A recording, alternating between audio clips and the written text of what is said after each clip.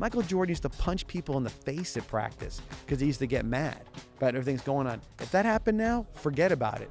The NBA player, and I hate to say this, but that you look at and say, who really defines the NBA? It might be jamorant right now. And that's not the best thing in the world to say, because jamorant is a little immature, more money than he need to have at a certain age, and he can't figure out not to put a gun on social media.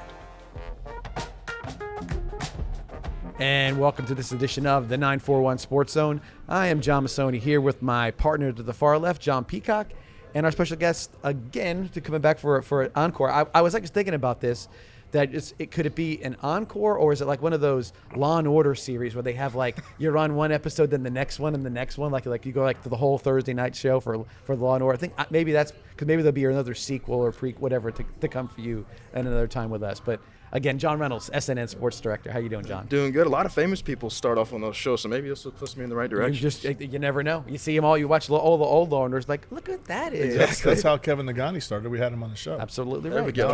Now he's on the ESPN. Now him and L. Duncan hold down the 6 o'clock deal, and I'm sure Kevin would have a lot of cool stories about hanging out on the bench on Vinus High School waiting for a game to start on a Friday night, so no doubt about that. But we did take a week off last week. I guess the guys had to go somewhere. The production guys, vibrantaspectflorida, were sort of busy, so we took advantage of the opportunity to take a week off and kind of regroup. But we're back in full force right now with the three Johns sitting at the table here. With that, we will recap a little bit from we did. John and I actually talked about 2 weeks ago. We made some predictions like we normally do, and for the most part, I would say that we're sort of still hanging in there with the predictions.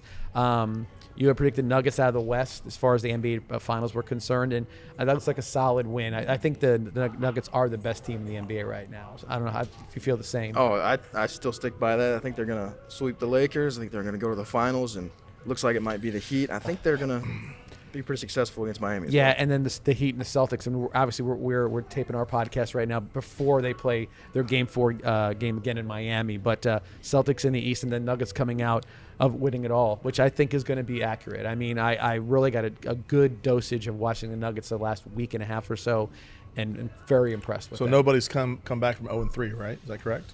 I think they have. I think it's 0-149. So Okay. Nobody's ever so done it. Yeah. So then you're at it because I think it's just a very hard thing to do to kind of wheel together 4 in a row after you've been sort of beat up a little bit by the other team. Well, my bet's still alive too. I mean, I put one on Twitter. I went with the Lakers. Mm-hmm. I still feel pretty good about it. Yeah. Listen, there's an opportunity there. Yeah. So we'll see what happens They're with that. favored tonight by 3. And they are. And again, they also are the home team. And then it's like anything else, the LeBron factor, which we'll talk about a little bit later on too. He's always got something that he's there, and at least the Nuggets have acknowledged that too, which is good. They're not going to say like, oh well, we should do this. Like, no, that guy earns the respect at this point. I had my predictions were Stars coming out of the West and the NHL, and the Panthers in the East. And right now, Stars are down 2, Panthers are up 2, but Stars haven't played at home yet, and the Panthers actually played 2 on the road, and they look like they're the hot team right now. Yeah, and I didn't touch any hockey predictions last time because hockey's not my forte. But I think the Panthers. I'm gonna stay in state. We do a lot of coverage of them now that the Lightning are out. Yeah. So I think Panthers are pretty hot right now. They have some talent. They have a goalie who's been there before, and so that usually helps out quite a bit. So we'll see how that all works out. Also, staying local as well. Rays are still playing hot. They're as of right now they're 34-14. Which means after their 13-0 start, they're 21-14, which is .667 baseball, which wins a lot of pennants. Absolutely. And I know last time we talked about Wander Franco and Randy Arozarena being big players. Yandy Diaz is still top 5 in batting average in all of baseball. Josh Lowe has emerged as a great player, and the pitching staff is still playing great too. Yeah, they're just consistent, and John and I have been talking about it since day one that they had the tremendous start, and everybody's saying, oh, they're losing. Well, they're going to lose some games. They're not going to win every series, but I mean, at this point, when you get a 13-game head start on everybody else, and then your winning percentage is still at that high number, they'll be tough to catch. But again, and obviously it's a long season, so it's an attrition rate with baseball. And then we just made we did a review a little bit about the NBA and the NHL in regards to what's happening there. So hopefully, I know that neither league wants to see sweeps. Leaves this big dead period in between stuff. Doesn't lend itself to sort of kind of lose track of what's going on. But it just may turn out to be in the NBA that's going to be the case. Well, in NBA too, it's not just a generic sweep of just any old teams. It's the Kings of the East in Boston and the Lakers, two franchises that have dominated all of basketball for several years. So, in terms of having fans watch the game, I'm sure the NBA and media rights holders aren't excited about it. But it is what it is. The Nuggets and Heat are hot right now, and I think that still will be a great series too. Yeah, and I think there's something to sell without if you're the NBA. I mean, everybody wants the big market cities, but it's not always the case. And this is a good situation. I think they can really promote their two-time MVP player in Jokic and a good team around him, and then the Heat with Jimmy Butler and those guys they're a good sell as well. With that, we'll go right into our local segment. Let's get a little start on what it was coming up to be the end of the high school sports year. I know locally you cover a lot of local sports, and obviously we have a big connection with our affiliation with Venice High School and whatnot. So, end of the school year, I mean, as far as sports are concerned, which way do you tack from here? And you just kind of play out the last little bit of stuff. I know we had mentioned before we started how there are two teams still playing for a championship. Yeah, so Parish Community and Lemon Bay Softball are in their state semifinals this coming Wednesday. They'll be playing for a chance for a state title, but I mean, when softball and baseball and everything winds down, you get into summer. At SNN, we try to, crack open the shell, try to dig deeper for some stories, not necessarily like within schools, whether it's people in the community that are, whether they're working on cars and they're racing cars, there's kind of those fine-tuned stories. You got to really search for it. So the summer slows down for me in terms of my everyday going out and finding stuff, but in terms of digging deeper, so I guess I have to work a little harder. I can't be as lazy in the summer, but does not coming to you. You got to go find it a little bit. Did you guys cover the fishing tournament last year? we did not. Oh, that'd be a good one. There we go. We'll be right out there. Yeah, no doubt. That's definitely one from what we've been hearing. It's going to be huge. I mean, there's a lot of participation and a big buzz for it. How oddly enough you fill a void for some of these avid fishermen with an American snapper tournament, and all of a sudden, boom! It starts to catch fire. And what classes are Lemon Bay in? So Parish Community is 5A, and then Lemon Bay is 4A. Well, that's good. Yeah, that's good. Parish Community is a 1 seed too, so they're favored to win their state final, and then Lemon Bay is going in as a 7 seed, so they're fourth out of those 4 teams left. And once they reseed, and Lemon Bay this season, I mean, obviously they've had great softball teams in the past, but this season weren't expected to be where they are right now. So it's pretty awesome to see. Does Parish have a good pitcher? Parish has a lot of good pitchers. It seems like they right now are a pitching factory. I know a lot of their games have been tight. I think the last 2 or their last 3 games in this regional tournament have been no hitters. So really? Because I know in softball you get one good pitcher, they can pitch the whole way through. So once you get into the nitty gritty of softball, it's crazy because especially high school baseball too. You can throw a pitcher on the mound and then put him back in right, and then you can bring him back in the game. So when I was playing in Kentucky, it's a little different. Obviously, right. Kentucky baseball and softball isn't as prominent and profound as it is down here, but bringing players in and out, having them pitch, go play right, then come back in and pitch to one batter, and then go play short, it's a little bit crazy. Well, I remember the years we were running, had a chance for the state championships. I think we ended up running up twice, maybe. Yes. And we had one pitcher that was just dominant, and she pitched the whole time. Yes. Sullivan. Yes, yeah, and right to the Latin. Even that last game, it came down. I think it was a 1-0 loss. Right. I think it ended up being. So yeah, that's with softball in particular. Their arms aren't as weary. Let's just say from that underhanded way of doing it. What about Lemon Bay? Do they have a good pitcher, or Lemon what's their story? Lemon Bay has been more of an offensive team. They've played a lot of games tight, but they've had to come up late with some clutch hits. I think the other night their game went in the 10th inning, and they had to come up with a walk-off victory. So they had a lot of key timely hits. So it's kind of opposite sides of the pages. Parish is really good pitching, and then Lemon Bay is obviously at the plate. So 2 more games. You got to win 2 more games. Yeah. Where's the semis played at? It's at Legends Way Ball Field in Claremont. Oh, so they're still playing away at the championship site for. So the semifinals and then the final are both at Claremont. Yeah. And that particular area of the state is like the hotbed for all baseball, football, softball. They have all those different complexes they make up there. So Claremont's a nice little town too. So it's north of Orlando, but it's a cool little place. Haven't been there. I'm going to try to get there this year. Last year I was still kind of fresh on the scene, trying to get my feet about me. So we'll see if we'll get up there, see what we can do. I'm sure it's something that's probably got enough of a place to house the folks, but it probably got a good sort of tight setting, which probably I can imagine it being a good place if they picked it out for Claremont especially. I think there's 4 fields right there all together, and I think they got them going pretty much all day back to back to back. So you're a big fan of softball and you don't have a dog in the fight, Claremont's going to have a lot of games this coming Wednesday and Thursday. Absolutely, no doubt. And if anybody local supporting, we want to know what goes on. If you hear anything, let us know. We want to make sure we know that everybody gets their proper due for what they've done. With that, high school sports coming to an end. Obviously, you cover a lot of stuff, and we have different things. And I'll ask both of you the question: highlights of the year locally. I mean, have you seen anything that was, that popped off the page more than anything? Any kind of story that may have happened? Wins, losses, all that kind of stuff. I'll start with you, John.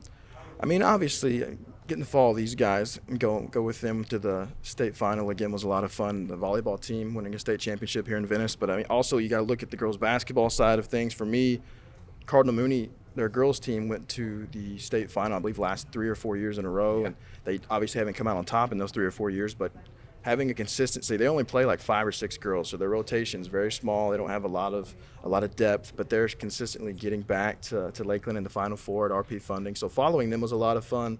Obviously, getting to state finals is, in any sport, really getting to go cover that is a lot of fun. So, but basketball side of things, coming from Kentucky, obviously basketball being king for me, getting to go and see a lot of people pack gymnasiums and do that was pretty fun. Yeah. I guess I know your highlight, right? Would it be the state championship game, or is that not something you want to necessarily remember? I guess the highlight would be our semifinal game. Right, yeah.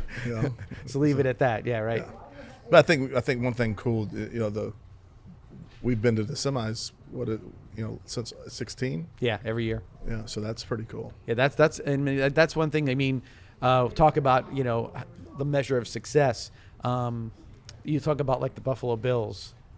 4 years. We don't want to do that. No. I'm saying, but I can't do another one. No. But I mean, but just the idea of you be there and you win or lose. There is a large accomplishment to that. Sometimes I mean, you get there like, okay, we're here.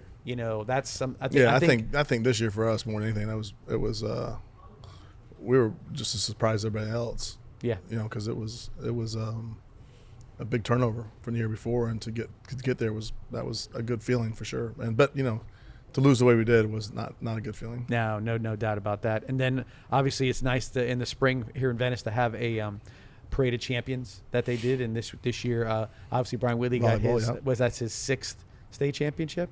Yes, I believe. Yep, 6. And then obviously we had 2 swimmers win state championships as well. So they're all got honored for that. But I mean, I know it's any state championship. I don't care what sport it is or whatever. It's always a very very very, very welcome win for any community in particular, and you realize what you have to get to when you go to those semifinal games and final games. You see how the level of talent is predominant. It's like, wow, how did this is what it's all about. And when you're there, then you've kind of arrived at that point. Yeah, especially at those basketball tournaments when all the fans are coming from all across the state, and a lot of the Miami schools are in it, the Tampa schools are in it, and you feel like you said, you have your own pocket here, and you think, oh, there's so many stars in this area, because we had Cardinal Mooney was up there, we were covering them, Booker was up there, and Charlotte were there as well. But watching them go in and play the American Heritages, the Westminster Academies, all the Fort Lauderdale schools, the Tampa schools. A little different. Yeah, definitely opens your eyes to the talent of all magnitudes of all the schools are really, really good in those regions, in those areas. And I'll say another, I think that one thing in regards to high school sports, and I'll use and for football in particular, one of the biggest stories of the year, I think, was the classification changes, how they went to the 4S and the 4M situation. I know that you weren't as big of a fan in regards to that. No, in reality, us, as far as us, it didn't help us, being 4S, or 4M, because actually 4M was probably the weaker of the classes and the 4s. Right. And then if you put them all together, if you just had your traditional 8A, I mean, Lakeland's 7. Right. It wouldn't be there. You know what I mean? So they're not even in the picture. Yeah, it kind of brought a lot of those suburban teams that got spread out a little bit, and they compacted them down into different areas. Our luck, that's our luck. Well, the thing about it with 8A, where it was before, you're right.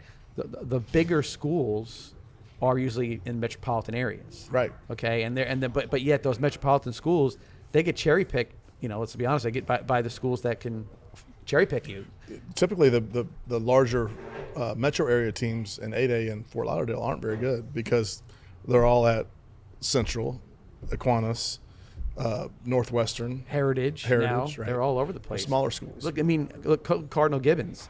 I mean, they're Right. what are they? 5 minutes from St. Thomas, and Right. then one's a power in just a classification one or two below each other.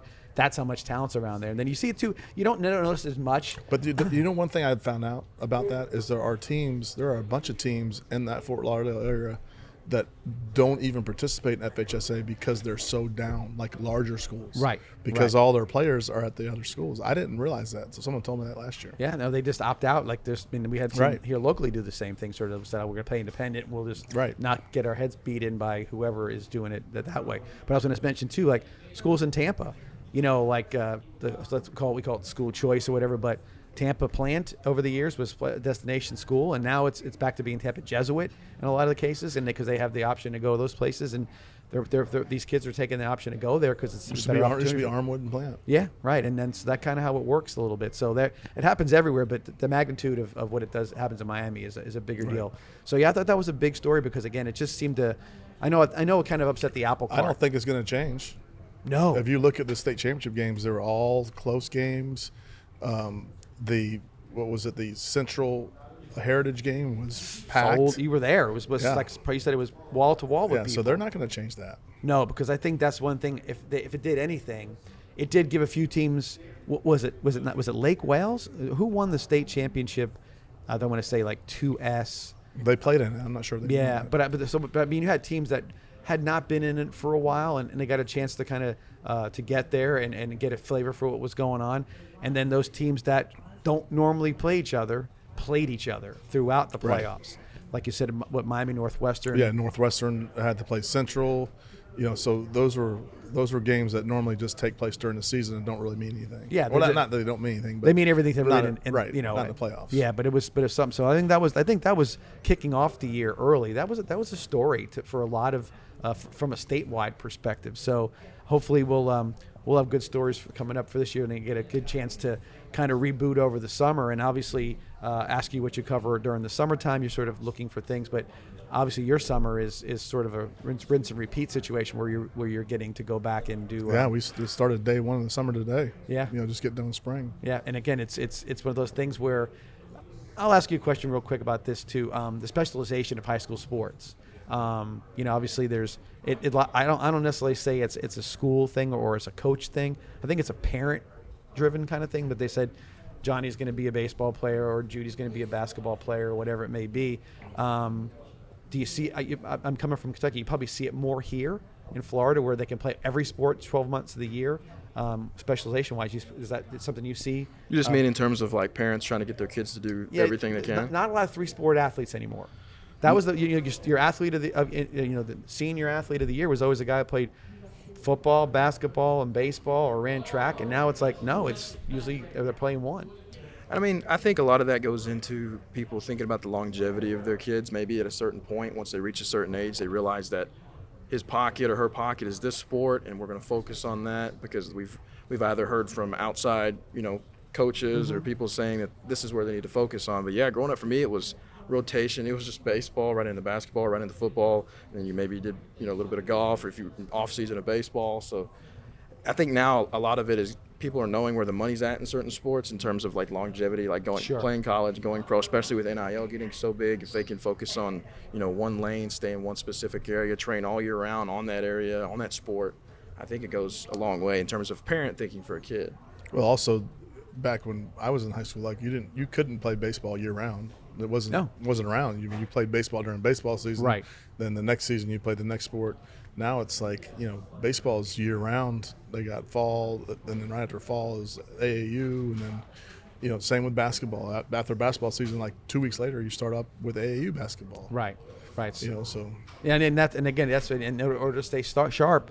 But you have to kind of do that if you're going to pick a lane, you got to go with one and then see how it turns out. I know that you've talked about it before. You're not necessarily a person that says you should be that should be your only interest. I think you've said before that. No, I think they should be playing multiple sports, and I think that it hurts. I think in the long run, you've seen injuries that we didn't normally see in the past because of the continuous use of whatever motor skill or whatever muscle you're using. Well, that's what's happening. You see a lot of it. I'm not saying I know any. I know one personal situation, friend of a friend, but kids that are getting Tommy John surgery at 13, 14 years old. Do you know people are opting to get Tommy John surgery before they get Tommy John's? That's what I want. Like, let's go ahead and get the pre-surgery, because somehow, like, I guess after you get the surgery, you don't have to worry about it happening. Yeah. Well, I know at least back in the day, when you had Tommy John, it was almost a career killer. Now it's like you can get Tommy John, and the technology is so advanced now that once you come back from Tommy John, some of these pitchers are pitching better than before. Right. So whether it's you're getting the surgery before or maybe you have a lingering injury and you thought, well, I'll just go ahead and get Tommy John because this could develop into that, or you don't have anything wrong with your arm at all, but I'll go ahead and cut my elbow open and figure it out because people are doing that. Maybe I'll have an extra velocity or more spin rate on a curveball or something, but I think it's a lot of the medical technology now too that's changed, where Tommy John isn't as like, okay, this guy's done. If he had TJ, he's done. His career's over. But now it's like this could be a resurgence for Joe Schmo or whoever. Yeah, they're getting the surgery before they have the injury. It's wild. As I was thinking, almost like, all right, well, if ACL surgeries get a lot better, like if you get the surgery, you'll never tear your ACL. Now it's like, all right, well, I'll just go hit the surgery now. It's a nice little scar. Off-season, I'm good to go. Yeah, no doubt about that. But I kind of a little conspiracy theory on my part. The Rays. I mean, guy gets a great year or 2 years, and all of a sudden it's like he's a guy you got from Pirates or whatever it may be. All of a sudden you're like, well, he that one pitch, and now it's Tommy John surgery, and they got him under a contract that's friendly to them. Takes them 18 months to come back. They come back, see how he's doing. If he's good, they sign him up again. If not, they jettison him someplace else to see what happens. I'm not saying, but I think they aren't afraid to trade for a guy who's got huge upside with a little bit of an injury issue. And if it's going a little south on him, say, hey, you know what? You're paid. Go sit out for 18 months, get yourself right. I don't know, but it just seems like they have a large amount of guys that sort of fit that characteristic, and I think they might take advantage of that. And when it comes to quirks in baseball and trying to go against the grain, the Rays are going to be that, because the Rays don't have the money to spend like these other teams do. Mm-hmm. So they're going to try to find their angles and their way to kind of maneuver around the norm. So all this guy's had, maybe he's had one, maybe he's had two Tommy Johns. Okay, he's got a knee thing, or maybe you can't have two. Once you get Tommy John, that's you're true. Good. Yeah. Well, there's so many ambidextrous pitchers now. You can just it could be that way. Yeah. Let me ask you this. So speaking of the Rays, and the money, has their attendance gone up since they're doing so well? I believe so. Yeah, John, you might know more about me, but I know they've had some good home series that have definitely pumped it up. Other than the Yankees? Yeah, I'm saying that Pirates came to town. Other Brewers were in town this weekend. I know there's a lot of interest in the Rays right now because the lineup is so potent and they're fun to watch. I think there has been an uptick. I don't think there's been a whole lot of sellouts, but there's definitely an increase. And if there's not going to be an increase now when they're playing so well, when are you ever going to see an increase? Yeah. So, and I think also in the last couple of days, the Dex Imaging CEO is pushing to purchase the Rays so they stay in St. Petersburg. So I think the success that they're having now is going to drive fans there, and I think it's also catching the eye of different corporate people wanting to purchase the Rays and maybe keep the Rays in St. Pete. So, like I said, if they're not going to get any people to come now, they're never going to get nobody to come because they're playing the best they've ever played. Right. And you still got a little bit of the last bit of the tourist snowbird crowd that wants to go see baseball. So this should be the time they're really getting the big push. One real quick thing. Spring football here in Venice and all over the state of Florida is a huge deal. Being sort of in a cocoon here, my son-in-law was in town a couple of weeks ago, and he's a football coach out in Colorado, and I'm like, "How's spring going?" He's like, "What are you talking about?" Yeah, it's different. Yeah, and we're lucky. Like we're one of the only states that actually have spring football. And he's like, "You play games?" We're like, "We play games." It's that kind of thing. So, everybody's going to kind of round out everything this particular week where everybody's going to get their spring games in. What's your thought about spring football? Do you think it's overkill, or do you think it's something that maybe other places could use to help them sort of get things started a little early in the season? I don't think it's overkill down here, especially with all the talent that's in this area. I think the more you can see high school football, the better. For me, at least, I know from a media standpoint, coming down here at first, spring football, okay, I didn't really think about, we got to be there to cover that. But now it's like you have to be there, or if you're not there, you're 2 steps behind everybody else. So obviously when teams are on the road in like Naples and stuff, we try to get there. But if it's certain distances, we can't make it. But yeah, spring football is an anomaly to me because it wasn't as big as it was here as it was when I was in Kentucky. And Did you get to see any games? I didn't actually. That's the thing. I'm still behind the ball, so I'm kind of rooting myself out. But hopefully these next couple of days we'll get out to some. But yeah, going through obviously trying to get the schedule together for the regular season for all the schools is, we're going through penciling games in. Okay, this is going to be our game of the week. We're going to have extensive coverage here. But now I feel like I need to do that for spring so I can get out and see some stuff too. How many games do you go to on like a normal fall Friday night? So I go to at least one, but possibly two. But we have a group of reporters, all of our news journalists that may or may not even have a rooting interest in sports. Part of you work with the Herald Tribune? No, so we're actually not partnered with the Herald Tribune anymore. So we're separate entities now. But that was before I moved here. We were partnered. But we have our own Friday Football Fever we do every Friday night, and we do our little 15-minute show. And we send all of our journalists out. Like I said, if they have a rooting interest in football or not, they're going to a game. So we get highlights from – I try to get at least 8 to 10 games for our little 15-minute show. So why only 15 minutes?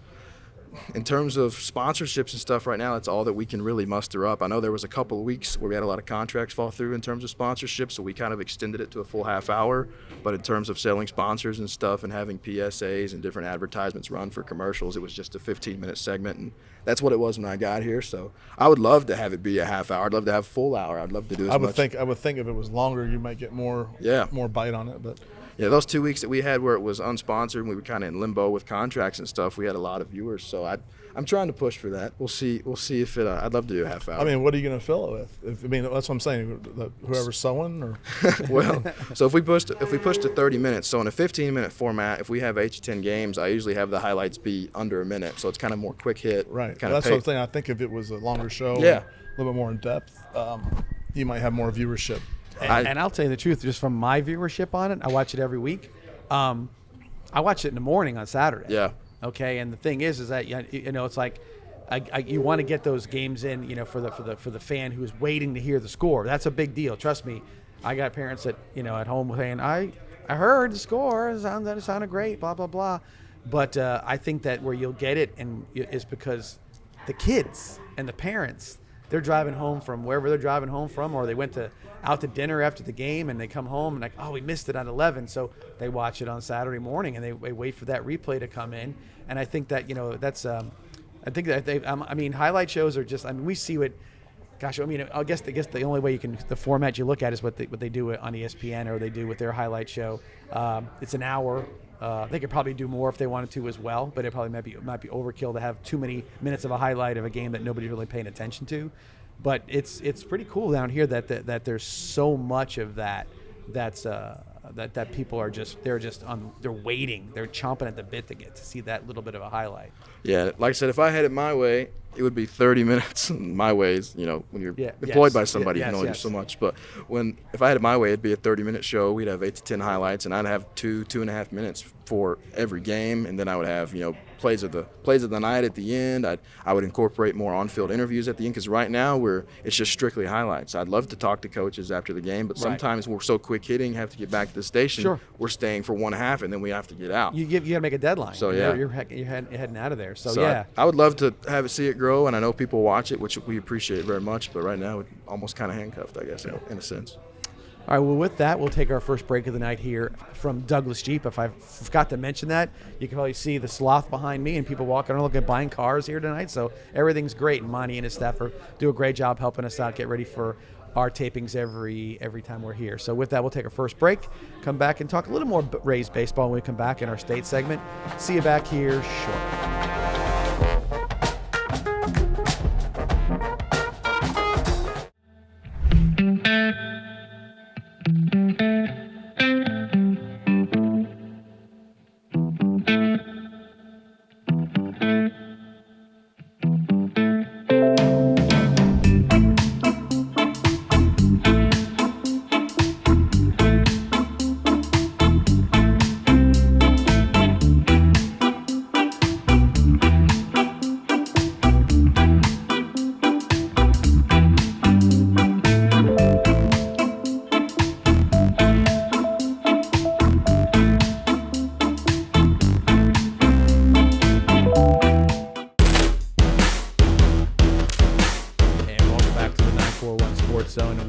get into our statewide conversation, and we did start talking about the Rays a little bit with their hot start and staying hot right now through mid to late May. 34-14 as of today record.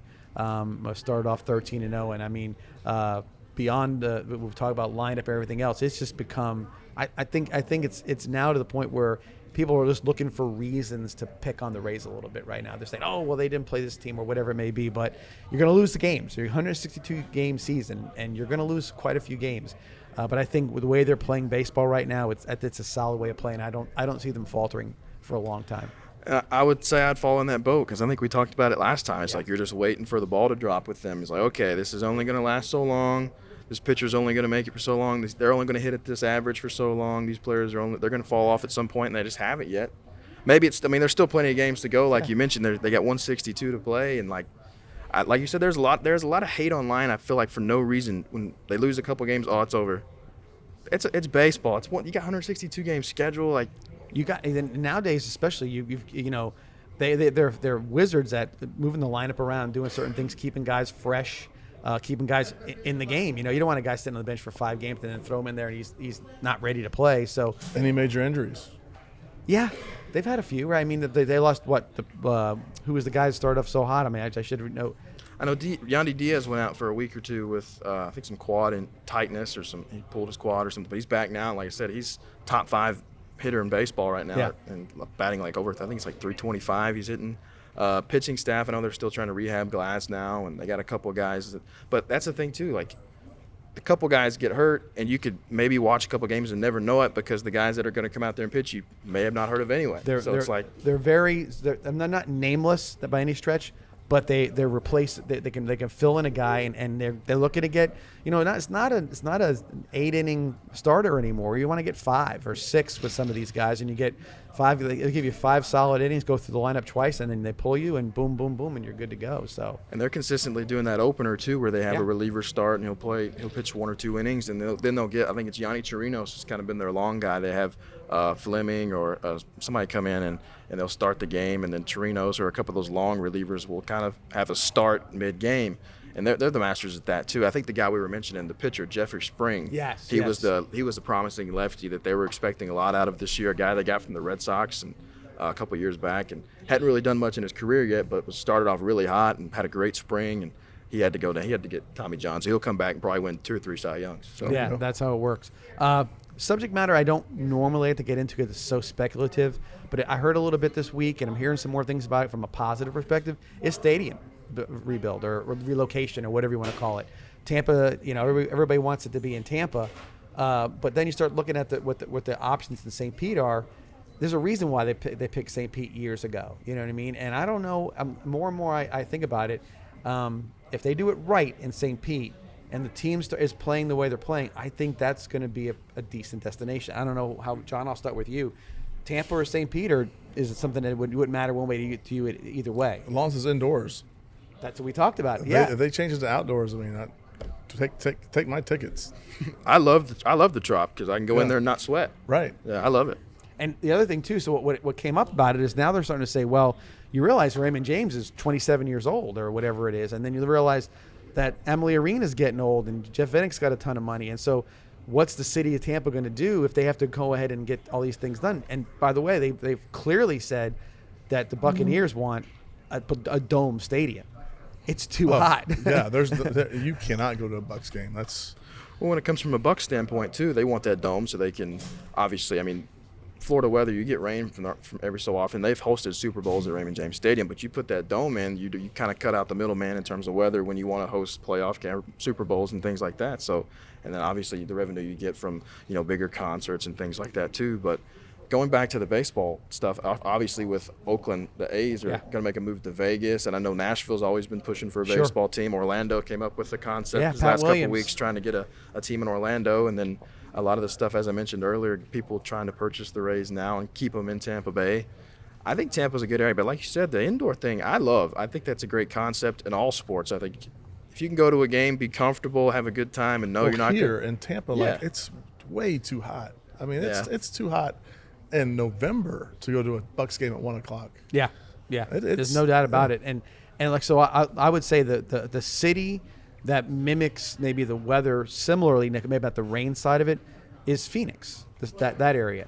There's nobody playing outside there. I mean, they created a whole way to pull the field out from the stadium and keep it in the sun so they can grow grass and put it back in. And they've got a baseball stadium with the retractable roof in downtown Phoenix, and they've got the football field out in Glendale, and but they're all retractable, or they're all whatever. And man, I mean, they say, oh, well, you could never handle it. It's 115 degrees in the summertime. Well, in Florida, it is too. It just doesn't. The number doesn't say it's the feels like. And they don't have to worry about a 4 o'clock thunderstorm or a 7 o'clock thunderstorm. And Raymond James, it feels like 150. Yes, you're sitting like in a frying pan. Yeah. And it's like, especially early on. I mean, there was a point. I mean, the NFL is getting a little brighter with certain things. You cannot have a 4 o'clock home game for the Buccaneers in September and October. That's just torture. It's too hot. It's way too hot. I've sat through that. I watched the Bucs and the Panthers years ago. And I don't get up to even go to the bathroom when I go to football games. I'll wait till. And I was like, I went inside, and I had to get out of there because everybody was doing the same thing. It's just way too hot. And I think a lot of people, for whatever reason, from a aesthetic standpoint, looking at the stadiums, people don't like how the new, the dome stadiums are looking. Oh, they look like spaceships. It's so ugly. I'm not worried about. I mean, obviously, I want to have a good time at the park. If there's good food, good whatever it is, having people there, being able to get up and do things, play games or whatever they got. Amenities, things like that. Yeah. But I don't care what the stadium itself looks like, as long as it's clean and I can sit there and watch a game comfortably. I don't care if it looks like a spaceship or what. I think a lot of people are having an issue with just how obviously you want to have a good setting and a good view of things, but how the stadium itself looks, I really didn't think matter if the product is good on the field. But for whatever reason, that's a hiccup that people can't seem to get over. The Death Star looks really, really cool. Yeah, that's the thing. You have people that love it, and then you have, old timers that just hate it. It's probably the neatest thing I've ever seen. It was really. I took a tour of it. It was unbelievable. Yeah, and I think that's the thing too. If you want to up the fan participation, people showing up, turn the air on. Turn the air on. Exactly right. And it's just one of those things where I think that if I had a choice and I had tickets, and they were $10 tickets for that matter, but it looked like it was going to be I wouldn't even risk it. You wouldn't. Why risk the drive? You couldn't pay me to go to a Bucs game. Yeah, I know it's tough. Unless we're in a box. And a lot of people would sit there and say, "Oh, you're crazy. You do this and do." I understand that it's a couple of games a year, but if you've got the means to do it, why wouldn't you? I mean, it makes an infinite amount of sense. The ambiance of the game, if you want to call it that, is always going to be about the fan base and how loud they are. And my gosh, look at those places that are indoors. Right. And we get the pleasure of having 12 months a year where we're outside doing things, and we get to enjoy that. Well, if Green Bay can have a nice game in November, that's they get a little something for their stuff, and they're outside. I do know the Rays would love to have a backdrop that really highlighted the water or the bay or the city or whatever it may be. I get all that because some of those stadiums are gorgeous that have that way. Figure it out. If you're going to dome it, make it so it's glass on one side. Yeah. There's a lot of ways to do all that stuff. And put an aquarium in there. From a Rays perspective, the team's successful. They're playing good. If you don't want them to leave Tampa Bay, go to a game. Show that attendance is not going to fall back and not going to take a dip. Get to as many games as you can, as often as you can, as you're able to, because they're successful right now. I mean, if you want a stadium to stay here, you got to prove that the fan base is willing to stay and watch. The product on the field has to be good, and right now it's trending in that direction. So if you don't want things to change, go to games and make sure it doesn't change. And this lineup is marketable in a lot of different ways. It's marketable from the just the sheer production of the team. They have stars on their team now, which they were always sort of lacking a little bit. They had one sort of mid-range star that they kind of hung their hat on, but they got real stars now. And I really think that the idea of catching on to the Latino sort of atmosphere that they had with the World Baseball Classic, it's an exciting situation. You're bringing a whole nother fan base into it. I think younger kids are going to get more involved, and that's another thing. The Rays have now gone through, as a franchise, through a generation. They have homegrown fans. Nobody had to say, I used to root for the Yankees, or I used to root for the Tigers. No, there are people who've grown up in this area who now can say, I was born a Rays fan, I continue to be a Rays fan. So that's the one you got to really latch on to, because that's where it plants the roots and it grows from there. Yeah, I mean, when you have guys like a Rosarena and you have Franco, those are your staples, your young guys you can build a franchise with. But then when you have Yandy Diaz batting like I said, top 5 player in the Major League Baseball right now with batting average. And you have Harold Ramirez, who gets clutch hits. You have Isaac Paredes, who I think has a top 20 batting average in all of baseball, one of the top clutch hitters in terms of driving runs in. And I think I don't remember if it was last year, if Roberto Clemente days even happened this year, but they had a lineup 1 through 9 that was all Latin American players. Yeah. So, and I think they were one of the first ever teams to ever do that on that specific day. So they have that influence, obviously, with the World Baseball Classic being as big as it was. And you look back in time, like a lot of the greatest influencers in the game of baseball have been Latin American players. I mean, people that stick around with people, Big Papi Ortiz, Manny Ramirez, even Roberto Clemente, going further back than that. I mean, those players, that the game of baseball is life to them growing up. It is. And they translate that to the major leagues. And I think when you build a lineup that has talented players from those areas, it helps, especially when you talk about having attendance. It drives a different market of fans to your team. 100%. So. And they have a good they have a good television contract right now, and that lends itself to obviously a steady revenue generator. But if you've got the team that they have right now, really is where you have to market every angle you can possibly market. Absolutely. With that, also talk about some local teams, but for the state in Florida, over down on the East Coast, you've got the Miami Heat and the Florida Panthers, the two hottest teams, each one in the NBA, one in the hockey, that are set to head to the finals. It looks like for both of them, and both of them very unlikely candidates to be where they're at. I mean, they got the Panthers, who were a very good team last year, and I know that the Lightning kind of caught them and put it to them. But I mean, there could be two championships down in Miami, and from sports you wouldn't necessarily think it would be Miami-ish in their origin. Yeah, and the Panthers, like you said, were good last year, and I don't know if people just forgot that they were as good as they were last year, and they're playing well now.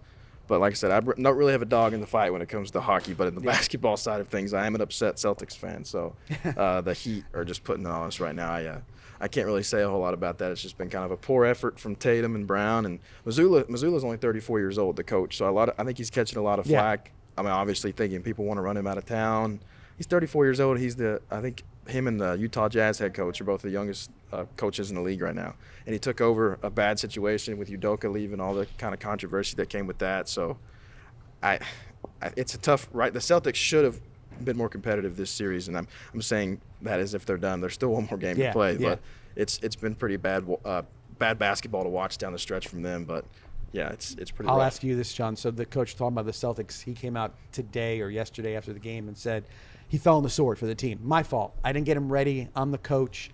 As a professional, any coach, you think falling on the sword is something you want to see happen from a coach at that level, or should that guy be more like, hey, you're accountable. You're getting paid to do this. You're getting $35 million a year, and you decide to Cadillac it, or would you be more inclined to say, yeah, I think it's okay to kind of fall on the sword to get it off their shoulders? I mean, is it falling on the sword if his players weren't?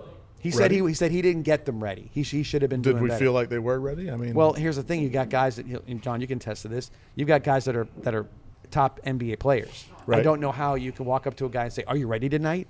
I mean, everyone, I believe this. I said, everyone needs a coach. Right. Tiger Woods needs a coach. Sure. And it is his job to get him prepared and ready to play. So I wouldn't necessarily call it falling on the sword. I think that's accountability. Maybe he's being accountable for him.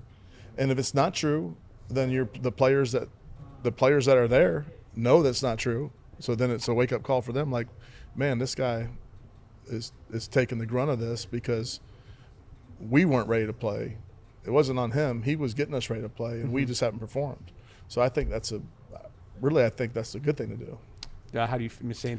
I mean, like I said, he's a young guy. He's first-year head coach. I think he's probably in a position where he may feel like he's not in a place to call his players out, I would think, too. I mean, he's going to fall on that sword or just take the blame for that because he may not think he just didn't have him ready. But like you were talking about, we got all NBA players in Jaylen Brown and Jason Tatum who were outscored by 3 undrafted guys from Miami in the fourth quarter. Tatum and Brown just went cold in the fourth. I think Peyton Pritchard and Grant Williams for the Celtics, this is getting way deep deep in the weeds, but they neither one of them really played a lot of Grant Williams played a lot of minutes throughout the regular season, but he didn't really play many minutes at all this postseason. And then Pritchard is third string, third wave of guy that's going to come in the game, and they both outscored our 2 top stars. So I from my perspective, I'm fine with Missoula doing that, but I think Tatum and Brown probably should have took more accountability. In your same breath there, talking about Brown, I think his post-game press conference, he was couldn't even speak. He just kind of was to himself, didn't even really have any comments. People kind of read into that as like there's more behind the scenes in terms of locker room turmoil or things like that. But I think Mazzulla probably felt that he was in a place where he can't really point the finger at anybody because he's only been there for a cup of coffee. He's 34. It's his first, NBA he was thrust job. into it because of what happened in the offseason with everything in there. Well, I think as a coach, I think you have to. I mean, your job's to win games. And if you didn't win a game, well, you got to take some accountability for that. Whatever what the situation is, no matter who your players are, no matter who, how advanced they are, all-stars or non-all-stars. I mean, and I don't know what situation really accounts for a coach. I mean, I've never coached, obviously, but I don't know what situation really puts a coach in a position to be like, no, it is on them. Like, I really don't know. Look at who was the old Tampa Bay coach? You mean for the Buccaneers? Yeah. What's his Arians? Arians. Yeah, Arians. He didn't. He put it on him. Yeah. He would call players out in the press conferences on him. He called Tom Brady out. Yeah. I so there's different styles. I mean, right. And probably in a situation, I think this is one of all those things that's a professional athlete. You kind of know, and maybe sometimes if somebody does, in that case, the coach for the Celtics. When your coach says that, you have to, as an athlete, say, well, dang, he's saying he didn't get us ready. He's taking all the blame. Like, it's got to be something. A true leader on that team would say, no, fellas, like, it's on us. Like, we're the ones out there playing. It's on us. And if you want to look at it from the perspective, if he's doing a little psychological play here, he's like, it's my fault, and those guys are like, no, it's mine. And maybe that's the motivation to say, I don't want somebody to take the blame for something I did wrong, and maybe they'll come out and put together the game they needed to come. And if you were to just cut Mazzulla out of it, not even worry about like what he did call or what he didn't call, and you just look at the stats of the series for the Celtics, they've just been underwhelming. They haven't played up to standard. I think that's where fans should look, and that's where media should look at and be like, the problem's here on the court. Mazzulla, I mean, especially in the NBA, there's certain situations where coaches are going to have a different, obviously a stronger hand in terms of what's going on the court. But a lot of NBA, those guys, they're getting paid to play. A lot of that's being called on the fly by them. They're out there playing, out-athleting each other. Sure. The coach is obviously a middleman, gonna call what he needs to call. But I think if you look just strictly statistically, the Celtics have just been poor this series specifically. Is there analytics in basketball? There is. Not a whole lot, though, right? I wouldn't say as much as you would see on a baseball diamond because there's so many decisions being made in a 9-inning game or a football game for strategy-wise. But but there is. I mean, maybe the last 2 minutes. I mean, yeah. Right? You're going to get a guy you say, well, who do we want on the court now? This guy, he sets up better, he guards him better, that kind of thing. That matchups more, I would guess. Because I mean, I'm just trying to think like, what team would you call an analytic basketball team? I don't know. I mean, because from the Michael Jordan era on, it's been roll the basketball out there to your best player and then and call some plays and do some things. I'm not going to underplay what a coach does. But, gosh, if you don't have 3 stars on your team, you're not going to be winning in the NBA no matter what the situation is. So, yeah. Yeah, I don't really know if you can pinpoint who is an analytical team in basketball. You can maybe say the Spurs were kind of analytical, but they also had great talent on the court. I mean, Popovich probably would be somebody that can maybe. Well, that's a great call.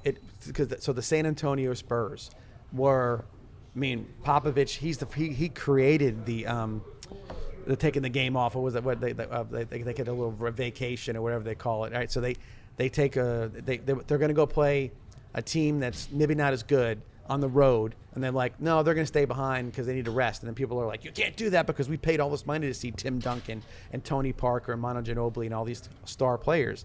And he's like, I ain't worried about what's happening in Cleveland or Milwaukee. My team comes first. So from that perspective, maybe some analytics there because they're looking at saying like the preservation of their team in an 82-game season. So that could have been part of it as well. But I think you're right. San Antonio, more than anybody, would have been that team as an analytical team. They would have been the ones. Some teams, it's almost like in basketball, the game's over. Why do they have to keep the guys in? Why do they keep the starters in? Well, Celtics pulled their guys out this last game. They pulled Tatum and had guys on the bench just watching. They were down 25, and they're sulking on the bench because they're down. But and that's why a lot of these third-string guys are outscoring a lot of the stars in the fourth because Celtics coach is pulling stars out because they've been down 25 with 2 or 3 minutes in the fourth. They're just kind of laying over and letting it happen. One thing about basketball, too, which is depending on how you look at it, okay, you have a situation in basketball where there's probably, it might be every player, but I would at least say 6 players that make more money than the coach does on the team. and they actually wield a little more power sometimes than even the coach does. We know LeBron, that's a done deal. When he went to LA, he's like, I want this coach, I want this guy. He was the GM, he was the player, he was everything. And if you're willing to sell your soul to that guy and he's willing to, then you're going to do it. And the NBA is a little different deal. 12 players on the team, 4 of them who really can be interchangeable for anybody else's last 4. And so a lot of that times it's just one of those things where that the players do dictate a little more than they should. And again, that's the nature of the beast. When you have that much money going into everybody's pockets, how much do you want to hear the coach say, run the lines 10 more times because you didn't play well? But go back to the spawn of the modern NBA, which was Magic and Larry coming into the league in the 1979, 80 year or whatever it was, and Magic Johnson saying, that Pat Riley, that was the hardest practice we ever had running. They ain't doing that anymore. Michael Jordan used to punch people in the face at practice because he used to get mad about everything's going on. If that happened now, forget about it. The NBA player, and I hate to say this, but that you look at and say, who really defines the NBA? It might be jamorant right now. And that's not the best thing in the world to say, because jamorant is a little immature, more money than he need to have at a certain age, and he can't figure out not to put a gun on social media. How do you not figure that out when you have so much to lose? Eventually, which I think maybe he's not being given the right information, eventually the NBA is going to say, no, you're sitting out for a year, and that $39 million you're going to make this year is not happening. And if you continue to get in trouble, what's going to happen? Now, listen, I'm saying I'm being over the top with that point, but there's guys that are doing. No, I didn't think. I thought you were being under for a year. There are guys that are doing similar things that don't do it on social media, and you don't know about it. But you know who does know? The coach, his teammates, whoever else it may be. And I'm going to pick another guy. So Zion Williamson came in the league as a guy that everybody looked at, next star of the league. Where's he been? At the drive-through window, I think. Dead heavier. not knocking him, but I think he has an issue with fluctuating. Foot, this and that. You say this guy has everything in the world to gain. A next contract that could be astronomical, $500 million contract, but yet he can't get himself in shape to play the game. It's baffling. Yeah, it's baffling, and with super talent.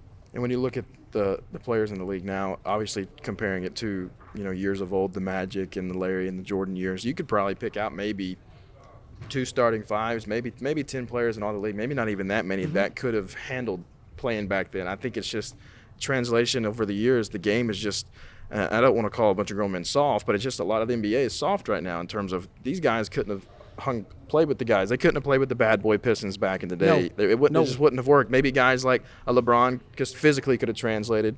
Jokic has an old school kind of game. He's a tougher guy. Like I said, there's a handful of guys that maybe could have played with that era of players. So we can sit here and they're all those guys are talking about: Steph Curry, LeBron, Jokic, the Greek Freak. Yeah. Okay, these guys are all hard workers.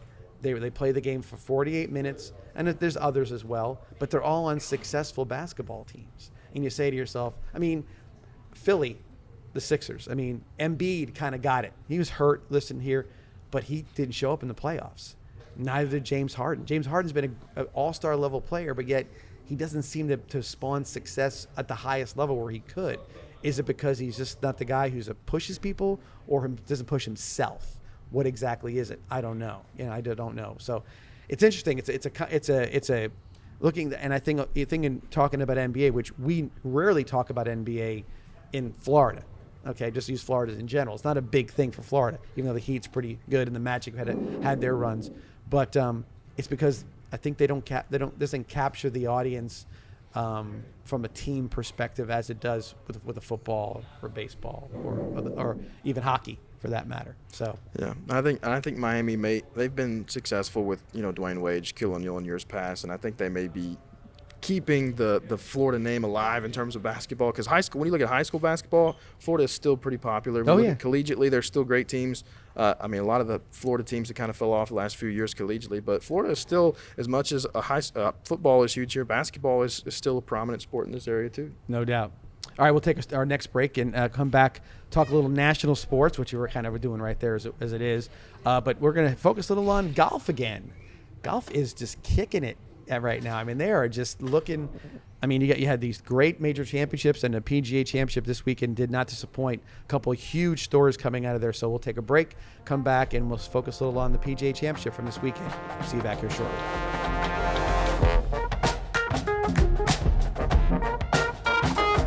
It's the amazing sales event at Douglas Jeep Chrysler Dodge Ram, and these may be the best deals you've seen all year. It's Jeep season, so drive a new Jeep Compass from only $329 per month, or a new Jeep Grand Cherokee Laredo 4x4 from $329 per month. It's Ram season, so get behind the wheel of a new Ram 1500 Quad Cab from only $319 per month. Don't miss the amazing sales event going on now at Douglas Jeep Chrysler Dodge Ram in Venice. Who has amazing savings? Douglas does! And welcome back to Douglas Jeep and the 941 Sports Zone. And come on down to see Monty and his crew. They got some deals going. And what's it, May-tastic, or where they've got something going for May. So come on down here. We should know, but it's Maylicious. And I'm sure the Shark will be around later sometime to help you out with whatever deal you need to get. So come on down to Douglas Jeep and get yourself a vehicle before the summertime. Get something, maybe a convertible, maybe a hot-looking car, nice truck. Yeah, something from those guys. So Air's always on when you have a convertible. yeah. So with that, we'll tacked into our national conversation, and I'm going to go heavy on the PGA Championship. I'm a golf guy, but it did really take over the weekend and all day today, and Monday being the today, with the fact that Brooks Koepka, a guy who was chronicled on Netflix as a down and out, destitute, done. He was. I mean, the guy was seriously in some psychological issues about his ability to play, and he comes back and not only competes in the Masters to be right there at the end, but then comes out and puts together a very dominant. I wouldn't say dominant, but he was the most consistent guy to win the PGA Championship this weekend. So. Thoughts on Brooks Koepka and the big win with the PGA Championship? Yeah, I love seeing it. I'm a huge Koepka fan. Obviously, the Netflix documentary, the Full Swing stuff, was it seemed like he was in a low spot, and it was like, go to Live Golf and get your money. Because I think at a point he was like, I'm not going to speak for him, but I think he might have thought, I'm never going to win again. He did. So I'm going to cash in on this contract and get as much money as I can. And I think he even came out and said the Masters was a choke job by him, that he should have kind of pulled through and finished that one out. So seeing him win was pretty cool, and it's a different dynamic now that you have a Live guy winning on a PGA Tour event. He won the PGA Championship. Yeah, at a major event. I mean, that's always been a conversation of, okay, Live and PGA are these two separate entities. They're going to let Live players play in some tournaments. But now that the conversation can almost really start because the Live guy has won on the PGA Tour, I love seeing it. I mean, Hovland played great as well, only 25 years old. So the game of golf is trending in the right direction. What about you? He's a Live guy? He's a Live guy. I thought you didn't like that. I don't like Live, but I'll tell you that I'll get into it a little bit. Now you like Live. No, I don't like Live. I hate Live. I do too. Yeah. So here's what it is. All right, go with it. So Koepka was initially a guy I even liked on the PGA Tour, not because of anything, but he sort of had like this sort of jerk mentality to himself. He maybe that was the way he competed, but he didn't have this really sort of like, he wasn't a guy that you wanted to warm up to, and he played that angle. But he started to fall apart physically. And so you saw the downfall. He was going to be down and out. Of all the guys who left, okay, of a younger ilk, okay, his reasoning to go to Live, like John just said, made more sense than anybody else. Because so then you're saying well, it depends why you go to Live. No. So I'm going to say I don't like the fact because here's what this will bridge to the point. So the point is, he didn't have to be the guy to go to Live. He clearly is better. He got better, but he made a decision at a bad time in his life. Okay, that where he never had to struggle through physical ailments like he was. He never had to have reconstructive knee surgery. All the things that he was the bully who got punched in the mouth by whoever, God or whatever, and he couldn't figure out how to do it. And rather than be patient and work through his problems, he jumped and got talked into by a guy with a lot of money saying, "Come on over, you can make it." So that's my point. So it's bad that he did that. Yeah, because what his win shows is that he didn't have to. He didn't have to go for the money. Well, I don't think anyone has to. I mean, did Phil Mickelson have to? Yes, because Phil Mickelson probably had, and I'll say it, I don't care, wrong or right, he's a gambler. He has issues. He probably.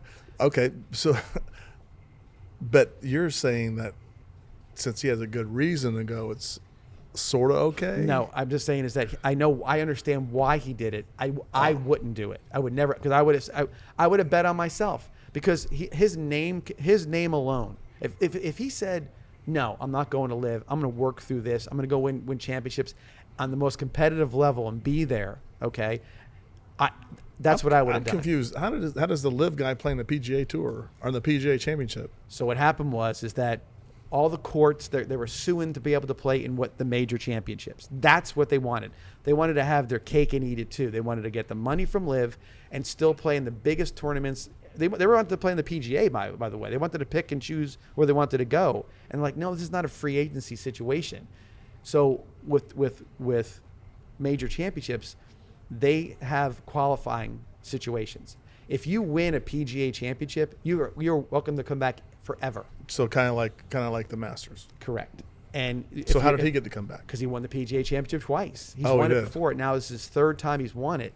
And so that's the only reason he got to come back. No, and he was still probably fell maybe in the rankings points. Like those guys that left, the Dustin Johnson, the Brooks Koepkas, the Cam Smiths, their success on the PGA gave him a world ranking. That they haven't fallen out of the wall rankings enough yet to not make an exemption into the tournaments. Eventually, they'll all be gone, except for the guys who won the championships. They'll get exemptions, but the other guys won't. So instead of seeing 16, you'll see 6, and then that'll kind of wear itself down too, and then they stay out. But again, I'm not a fan of Koepka. I'm just saying that the story itself lended itself to saying like, God, this guy didn't have to do it. And by the way, he's not a guy who walked around when he won with his giant smile on his face. He wasn't a high fiver.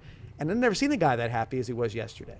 I mean, I think he talked about it in his post-conference. It was just like he was at such a low, never thought he would get back to that point. So all the work he put in to get there, because when you look at him, he was a guy that was heralded as like the future of golf at one point.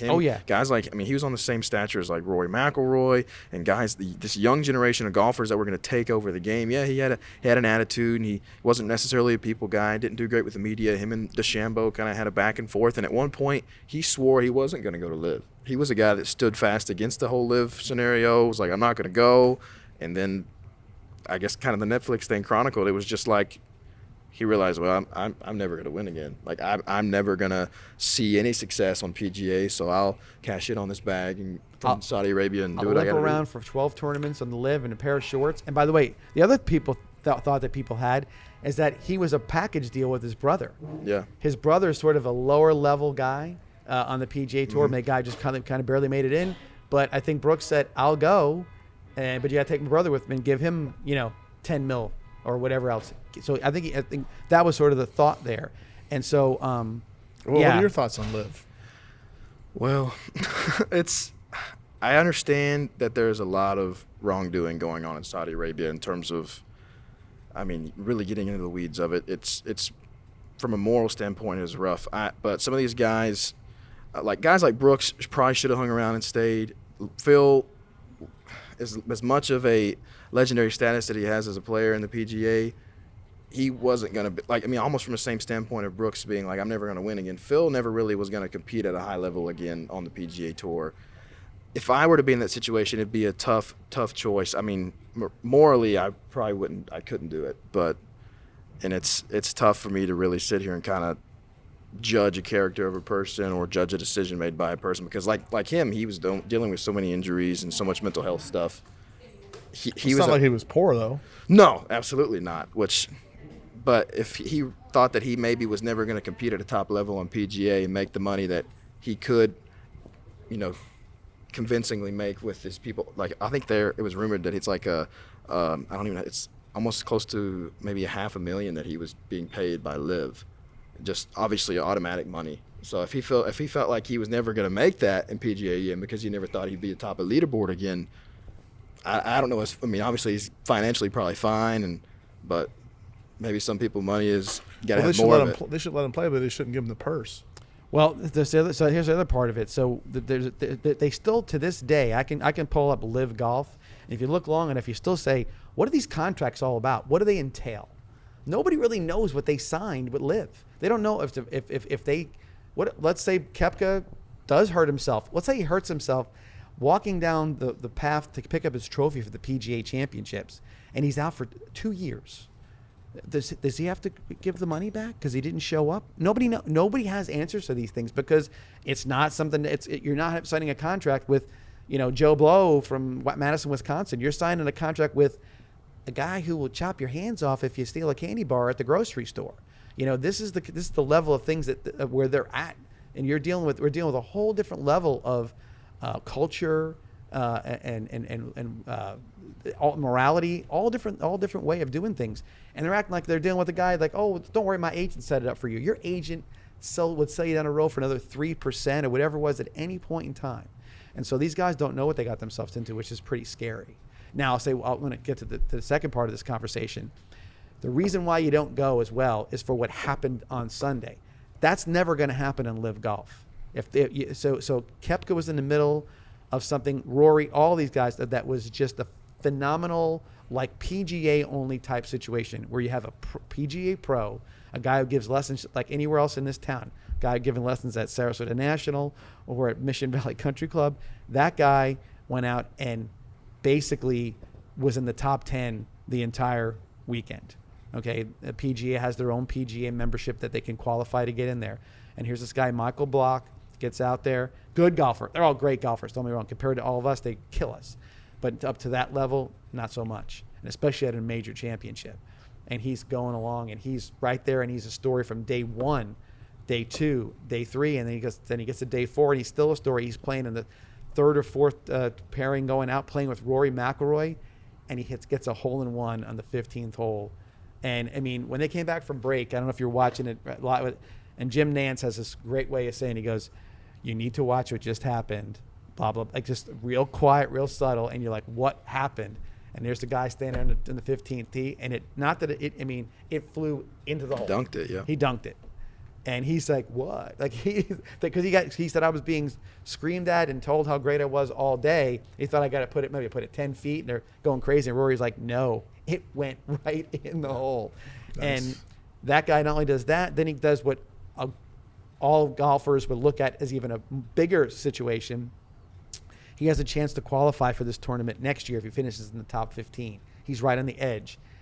He makes a great par on the 17th hole, gets to the 18th hole, and he's got a chip shot that would be like you standing on that table over there, having to hit it over that balloon over your head and drop it so it's barely going to land, and otherwise he's not going to make it. He's going to miss on the qualifying. Pulls off the shot and then has a knee knocker that I would never have made from 8 feet, puts it in, and he qualifies.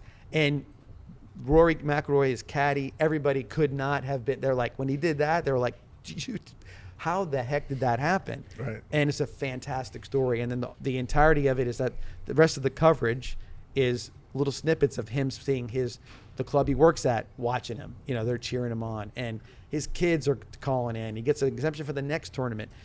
That doesn't happen on LIV. Right. It doesn't happen. It's just one of those things you say, that's a story that, and I get it. The money is life altering, but nothing like that happens on LIV, nor will it ever happen on LIV as long as that's the motivation. Never going to happen. So I don't know. What'd you think about Michael Block? I mean, not that he's the everyday man, because like you said, he's going to go out there and beat all of us. I mean, if you go to a driving range and you see a club pro out there, you think, why aren't these guys playing at a professional level? Why aren't they, competing in Korn Ferry or PGA Tours or whatever it is, whatever their age group would be? He went out there and showed that. I mean, obviously he's played in tournaments here and there, but I think he went out there and then obviously with the hole-in-one, getting paired with Rory McIlroy, finishing top 15, getting to come back next year, getting sponsors exemptions for the Charles Schwab. Like, it kind of doesn't make you feel like you can go do it, but it kind of does. So it was really cool to see. And going back to the Koepka thing too, obviously the money was huge for him, because I think up until just a few weeks ago before the Masters, he won on the LIV Tour finally. So it's not like he went to the LIV and was just racking up W's. So the money obviously played a heavy factor for him, because it wasn't like, I'm going to jump over here and be successful. The bag that he got was obviously very influential. And you know what? Things you don't know is what other influences are going on. Who else is in his ear? I mean, listen, if you came home and your girlfriend, your wife, whoever is there, and said, well, I think I'm going to stay in the PGA Tour, I'm going to pass on that $150 million, you might get to look like, what? 14 times. We get to go to Singapore. We get to go here. You don't know where people are at with certain things. Like I said, I went a little about talking about Phil, but you don't know who else has issues because it's very, a lot of people win the lottery and they lose all their money. And so you never know if somebody might say he killed it, he made all this money. You don't know if he has it or she has it or not, one or the other. All right, with that, we'll take our next break and come back and do our What's Bugging Me and our prediction segment. Hopefully we'll have lots of clips off of that will be something we can go put out there into the social media world. So we'll take our final break of the night and come back and do our What's Bugging Me and predictions here at Douglas Gym.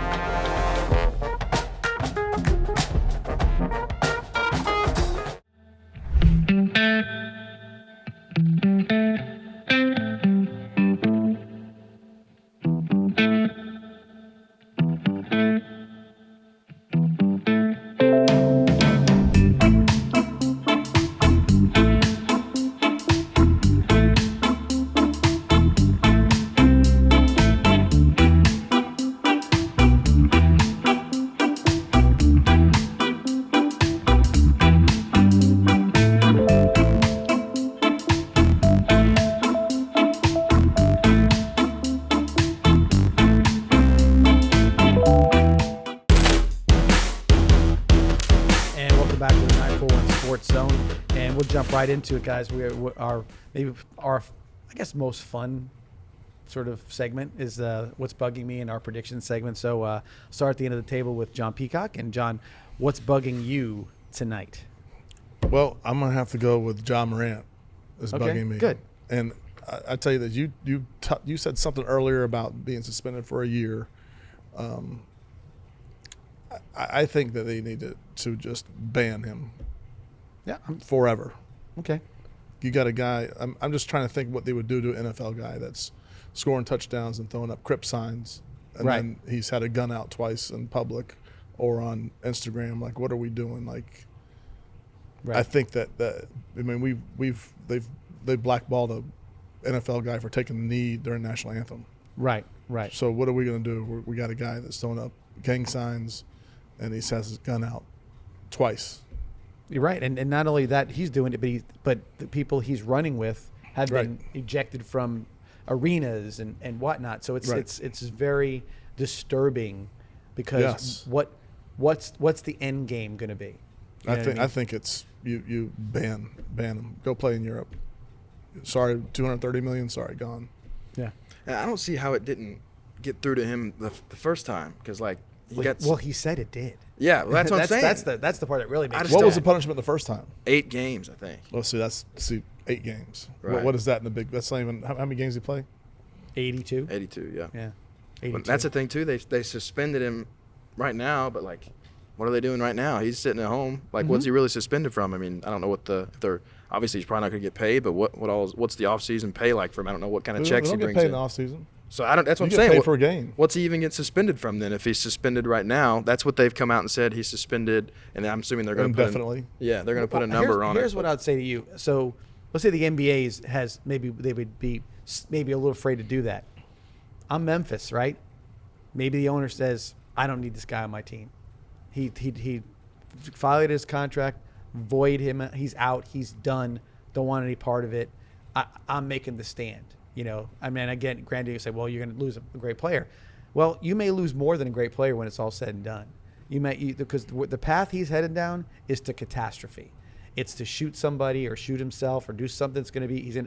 It's going to be that way. And maybe this is the only way. Even your way of thinking is the only way this guy ever gets right. Maybe you say you're gone forever. Go play in Europe, and you can reinstate. You can reapply like anybody else who gets put in a situation, as long as you've shown a consistency of character that's gotten better. One of those things. And then my prediction, I'm sticking with the Lakers. It's going to be 1-149 all time. Lakers come back and get 4 in a row. 4 in a row. All right, I like that. I mean, and LeBron has another argument of being the second greatest all time. Well, if he does that, there might be more the argument that says that if he gets that he's got a whole No, different. did you see what Charles Barkley said? Yes, I did. Yeah. He said next person that says that he's as good as Michael Jordan in the punch in the face, and let the judicial system figure it out. Well, I would agree. I would say LeBron's second best, I would think. what's bugging me? Yeah, sorry, John. go What's ahead. bugging me is I don't know if it's just what I'm seeing on TV more of it, or maybe more of it's just getting out. But the Preakness just ending, the Kentucky Derby being a few weeks ago, I feel like the outlook of how many horses are being put down is crazy right now. I feel like it's a record number from the Kentucky Derby. They just euthanized a horse on track at the Preakness right after the race ended. Why? He twisted his ankle? Yeah, so I think from what I understand, below the knee or whatever on a horse, it's just ligaments that can't bear the weight of whatever, so they just kill him right there on tracks. I don't know. I love animals, and I think that's cruel in a sense, but like we talked about. What about the reproduction of these horses? There's no value to that? I don't know. That's the thing. Like, You're from Kentucky? Exactly. That's what I was talking about the last time we were here. I've never been to a Derby, so my Kentucky card should probably be revoked. But I just feel like the way, almost publicizing it in a way, I don't know if they're trying to put word out to like help The other the horses horses? or something. That's what I'm saying. Like, it's just, I don't know. I Don't feel like twist your ankle. I feel like there's got to be a better way to go about it. Well, so dog racing, huge for years down here. It was cruel. It was this. It was that.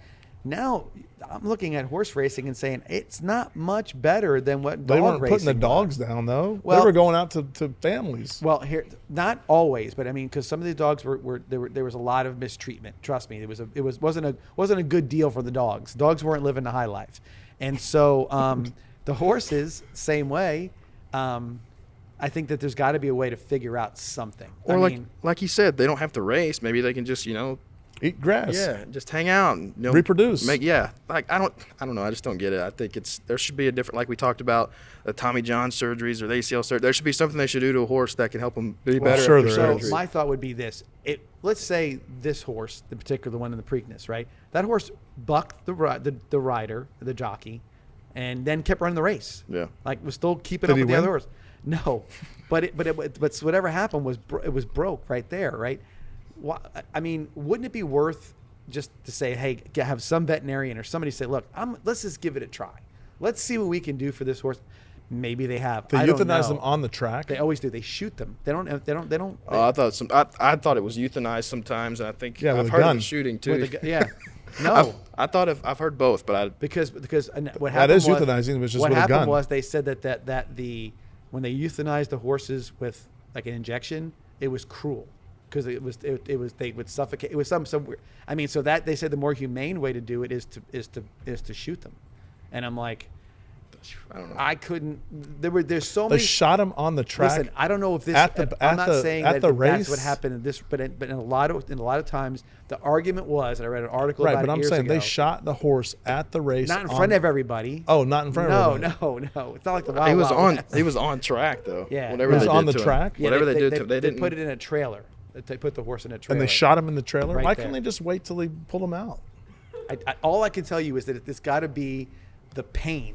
There's got to be some sort of pain threshold that they are doing the right thing. Now, we look at these horses and we see them as it's got a name. It's Mr. So and So or whatever it may be, and you say to yourself, well, this horse has got value. It's a family, like it's not a pet per se, but it kind of is. We spent a And- lot of time with those horses.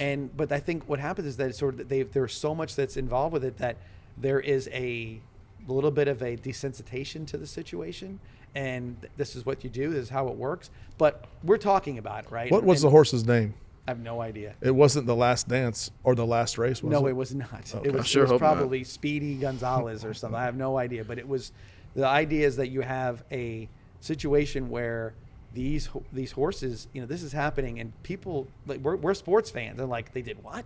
You start I seeing can't it. believe there's no value to those horses that make it that far. That if it's a male to Yeah, no. be a stud, or if a female to at least You'd think. yeah. Figure it really out, think. right? Yeah, Just you figure say, it out. somebody and I'm sure that if Pete is watching, I'm sure they're all saying you got that right because they probably are involved. They're going to stand up and say something here shortly, I would think. But listen, the men race with the men and the women race with the women. They do? don't mix them. Yeah, there's no mixing. Are you being serious? Yes. I don't believe you. I think Listen. I've heard. I don't Okay, believe that. what's the Kentucky Oaks? Do you know the Kentucky Oaks in Kentucky? It's the female race. That's or before the Derby. Correct. It's the fillies race. One filly raced was really good. It was raced in the Kentucky Derby not long ago. Okay, I got you. Don't forget, there's gambling involved with that too. Yeah. So just what's bugging me, figure it out. Let's not kill horses. And then my prediction is, Yeah, that's Let's pet horses, not kill them. yeah, exactly. Yeah. Let's and then predictions. I said Nuggets were going to win it all. I think it's obviously going to be Nuggets Heat, and I'm going gentleman's sweep 4-1 Nuggets. okay. Good. All right, I like that. All right, Nuggets 4-1. I'll write that down. It's going to be hard for them to win if they don't get past the Lakers. But okay. I know we're going polar opposites right here. Good. Somebody be right. That's we somebody go. gets a clip. Yay! With that, what's bugging me? And they're gonna say, "Oh, I thought it was live." Okay, here's why. Oh, I was. Listen you to were me. Gonna, That's why I'm you trying were to almost the explain guy. this to I was almost gonna say John Mazzoni's bugging me because he can't decide if he likes live or doesn't like live. It's just the Koepka story was what it is. Here's why it's bugging me. So now Koepka wins. Not a surprise. Okay, if all the guys that went to live to come back and win, he's the guy, right? I don't think Dustin Johnson will do it. He may do it someday, but Koepka was about majors. He said it all along. He wanted to win major championships. So I'm not surprised. But that dope, Bryson DeChambeau, comes out and says, well, this legitimizes live. No, it doesn't. It legitimizes nothing. It legitimizes that Bryson DeChambeau is the guy who's got the you-know-whats to go out and win. And the rest of them are all they're all going to go back and play golf in shorts. No, that's what I do too, but they're all going to go back and do their thing, and it's not going to make live is not making Brooks Koepka any better at all. Matter of fact, if you would have asked me on Saturday after he had the lead going on Saturday, I said he'll lose again on Sunday because he only plays 54 holes every weekend. He's not playing 72 holes, but he didn't. Because he's that guy that could get over the line better than anybody else. So the fact that I can't wait to hear it. It's gonna be on every little thing. Liv claims that they're the better. Liv claims. Watch what we're doing. What you saw in the PGA wasn't piped in music, wasn't piped in fan noise, wasn't made up of Maybe team some crap. bird noises. Right, whatever it was. None of that stuff. It was legit people screaming and yelling. And by the way, when DeChambeau and Koepka were on the first tee every day, they got booed. They got booed. They were booing them. It wasn't Brooks. It was boo. I would boo him. Yeah. So it was there. So that was that. So anyway, now I forgot my prediction. What was I going You to would say? probably go with the Panthers. No, I did the Panthers already. No. Oh, I know. I'll stick with golf. I'm going to say keeping the momentum going. Michael Block makes the cut this weekend. There we Stays go. hot, makes the cut. The guy that hit the okay. hole in one. So that was Michael Block makes the cut at Colonial, right? It's Charles Schwab. Charles Schwab, yeah, the Colonial. Yeah. So that's my prediction for this week. And with that brings an end to this episode of the 941 Sports Zone. I almost said something else. I almost said a different name for the show. I caught myself. But the 941 Sports Zone. With that, thank you for watching. Thank you guys for being here. John, once again, pleasure having you here. Watch John on every weeknight at 6. Every weeknight, 5:30, 6:30, and 10 on SNN, the Suncoast News Network. There you go. And watch John Peacock and I next week here on the 941 Sports Zone. Wait, we're having a special guest next week, right? We're having Rich Spitaleri next week. Oh, it's not Josh Smithers? We don't know. Oh, he might be here. Could be, because if Rich is on, Rich will be on the Zoom call from Massachusetts. So we could. Oh, so we could. We could. So but that is the word that Josh Smithers is going to show up here on our show. One of our bookers, who shall remain nameless, is working on that right now. He was supposed to be here tonight, right? But then they have a spring game this week, so that's why there. Right. Yes. 'Cause so they'll be done next week. So he'll show up plenty of should be time. no Yeah. interference. Yes. Great. So tune in next week. You see Josh Smithers here, Sitting in this seat. That'll be the case. right in the yes. middle. All right. With that, we'll end the show with that. Hopefully, see you guys here again next week on the 941 Sports Zones. Have a good evening.